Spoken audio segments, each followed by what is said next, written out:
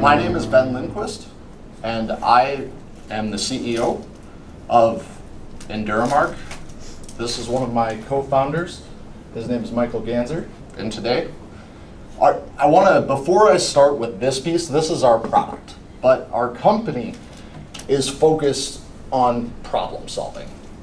So this is the first problem that we solved to demonstrate our ability to do so. So I'm assuming that most people in here are familiar with whiteboard markers, right? Thing. Okay. So a problem that we noticed initially was that they wear out quickly at inopportune times, and right at the worst times. So you could be just about to finish something, and there it goes, you know? So then you're looking for another one, well that one's worn out too, and then you're looking for another one, you gotta go grab a box, all of a sudden your thought is like completely lost. And these are just thrown away. They're very pivotal tools in everyday communication. So EnduraMark, or the EnduraMark, is our solution to this. So to give you like a little bit more into the problem, we did some calculations. So Mike and I are both of an engineering background. So these are some stats, but approximately about 1.1 million per day. That's a lot. That, I think, was very surprising the first time I saw it, and is likely surprising to you. So if you kind of put that in context, that's that plastic, the energy that could be harvested by just recycling that would be enough to put in your car. Let's say you drive a Toyota Camry and drive approximately halfway to the sun. That's, I think, pretty impressive. It would be enough to fill half of Trump Tower by volume.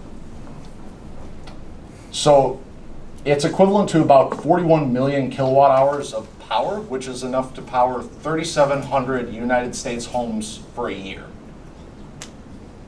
So I'm sure there's probably 3,700 people that maybe don't have power that would like it. Well, this is an area where that exists. Also, 4 million gallons of crude oil in processing. So these are just some different ways to kind of look at what 1.1 million of these markers is equivalent to in an energy sense. So there's competitors, and the one you're probably familiar with is the one on top. And those, I mean, they're convenient. You can get them anywhere. However, they run out and you throw them out. That's the end. The other two, this one has like a cartridge-based refill model. However, it's expensive. The tips tend to wear out very quickly. The bottom one is probably the closest to trying to go green. However, it's very expensive. They didn't really figure out the whole, how to build the cost. So this is our solution.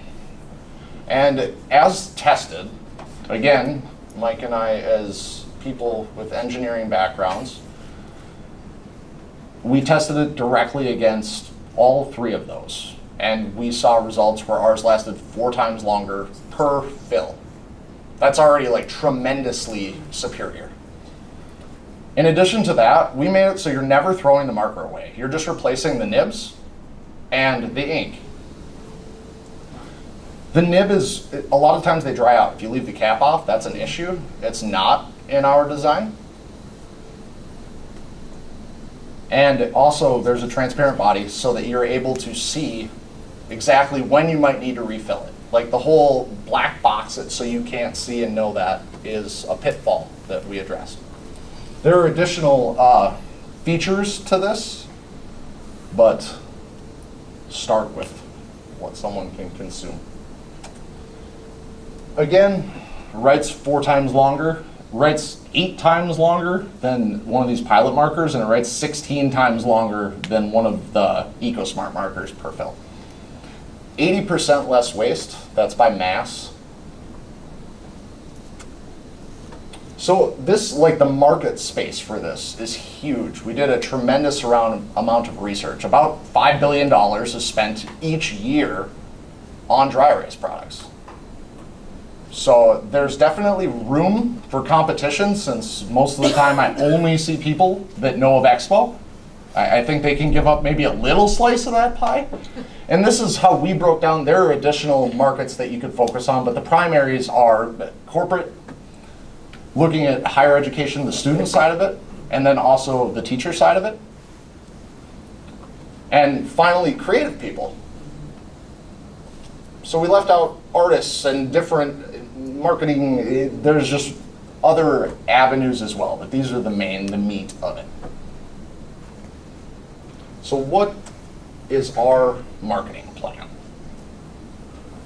Right now, our target markets, again, creatives, eco-smart professionals, schools, and educational institutions. Our messaging, I mean, we're trying to reduce unnecessary waste. This does not have to be this way. And again, a marker that's not going to dry out before your idea gets out. So product placement and customer reach, right now we're working to get into distributors.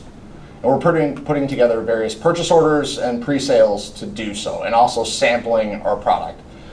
We would like to do some trade shows so we can demo this. I mean, a lot of things are best shown when you can see exactly what it is.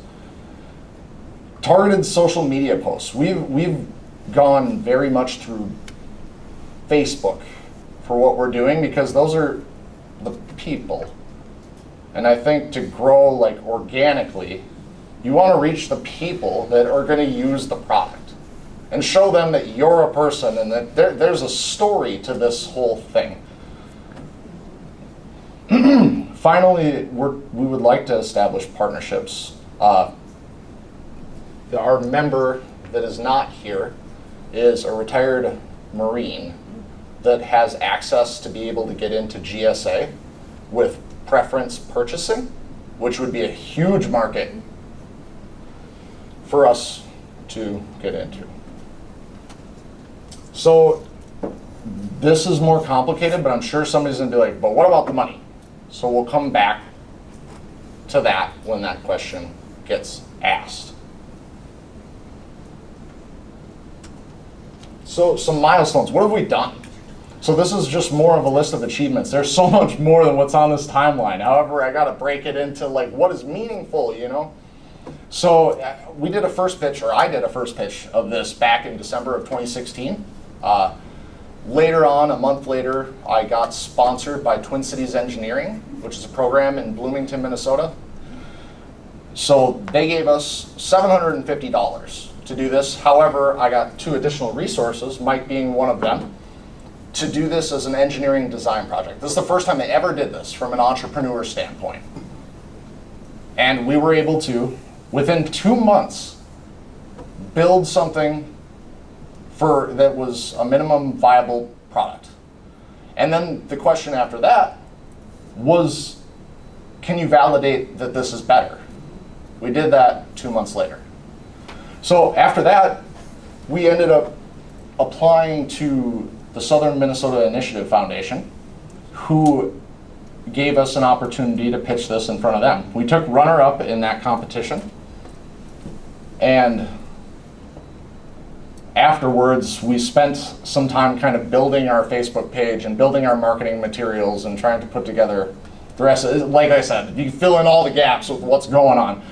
But we presented this past April in the Big Ideas Challenge, and we were able to win overall in that, which was very exciting and fun to be a part of. That's something for future people. You do that competition. The support is wonderful. People that really want to help. So we were a semifinalist in Minnesota Cup this past year. Today, and I put that in green just because I'm excited because I'm with you guys and you guys are actually here to listen, and thank you for that. But we're going back to the Southern Minnesota Initiative Foundation as finalists again this year, so that'll be later on this month. And finally, there's something new. This is another inaugural kind of competition that came as an opportunity out of Minnesota Cup. It's called the Minnesota Goblet. And it is a capital investment raising competition. So this will give potential investors a chance to come at this and be a part of it. So, finally, just one last piece on our team. Bob, who is not here again, mechanical engineer. He's 25 years in the U.S. military, and he's an expert in operational logistics and execution. Mike's an electromechanical engineer. He is a great source of integrity for this team. Yep. And there's me. I'm running my mouth. Okay. Lastly, our call to action for all of you, and maybe I'll just leave that slide up there, and then people can ask questions.